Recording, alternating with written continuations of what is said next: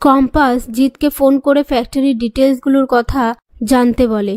এরপর সরস্বতী পুজোর ডেকোরেশন করার সময় মোনালিসা এসে নিজে থেকে কম্পাসকে সরস্বতী পুজোয় থাকতে বললে কম্পাস বলে, হ্যাঁ তুই পুজোয় থাকতে পারবি, কিন্তু যদি কোনো গন্ডগোল করার চেষ্টা করিস আমার থেকে খারাপ কিন্তু কেউ হবে না।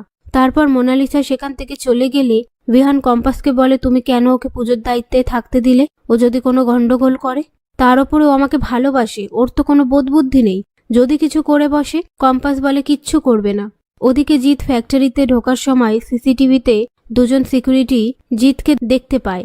এরপর জিৎ ফ্যাক্টরিতে ঢুকে ফোনে সবকিছু ভিডিও করে। তারপর একটা ফাইল নিয়ে সেখান থেকে পালিয়ে যাওয়ার সময় সিকিউরিটি দুটো জিতকে আটকাতে গেলে জিৎ তাদেরকে সরিয়ে দিয়ে সেখান থেকে পালিয়ে যায়। এরপর একটা সিকিউরিটি ফোন করে অভিজ্ঞানকে সব কথা বলে আর বলে, আমি আপনাকে ওই ছেলেটার ছবি পাঠাচ্ছি, আপনি দেখুন। অভিজ্ঞান বলে, এটা কম্পাসের কোনো চাল না তো, ওই ছেলেটা যদি সবকিছু জেনে যায় তাহলে কিন্তু আমি তোমাদের ছাড়বো না। এই সমস্ত কথাবার্তা আড়াল থেকেই শ্রেষ্ঠা শুনে নেয়। তারপর অভিজ্ঞান সেই ব্যাপারে মোনালিসার সাথে আলোচনা করে আর মোনালিসা ছবিটা দেখে চিনতে পেরে বলে, এটা তো জিৎ। অভিজ্ঞান বলে, আমার প্ল্যান রেডি আছে, কম্পাসকে আটকানোর জন্য ওর সাথে সারাক্ষণ থাকতে হবে আর সমস্ত খবরাখবর আমাকে দিতে হবে। এ কথাটা শ্রেষ্ঠা শুনে নিয়ে কম্পাসকে ফোন করলে কম্পাস কাজে ব্যস্ততার মধ্যে ফোন ধরে না।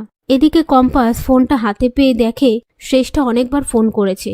সেটা দেখে কম্পাস শ্রেষ্ঠাকে ফোন করলে শ্রেষ্ঠা বলে, তুই কি ফ্যাক্টরিতে জিতকে পাঠিয়েছিস? কম্পাস বলে, হ্যাঁ, আর তুমি সমস্ত ডিটেলসগুলো জেনে আমাকে দেবে, তাহলে আমার একটু সুবিধা হয়। এই বলে ফোনটা রেখে দেয়। এরপর কম্পাস জিতকে ফোন করার সময় বিহান এসে ফোনটা নিয়ে বলে, জিতকে ফোন করছো? এখন ফোন পাওয়া যাবে না, আগে খেয়ে নাও। কম্পাস বলে, খাচ্ছি। ওদিকে জিতকে কতগুলো গুন্ডা রাস্তায় ধাওয়া করার সময় জিত রাস্তায় পড়ে যায়। এদিকে কম্পাস জিতকে ফোন করলে ফোনে পায় না।